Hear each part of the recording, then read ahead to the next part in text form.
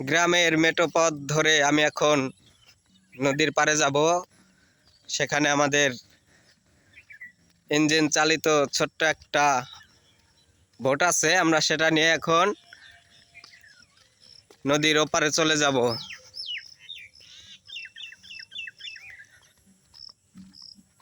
আপনারা আমার সাথে থাকুন, দেখতে থাকুন আমার ভিডিও।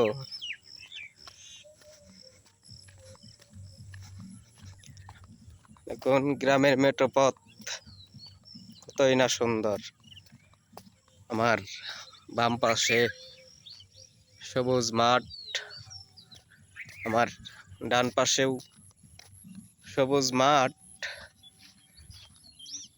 মাঠের পাশেই আছে পদ্মা নদী।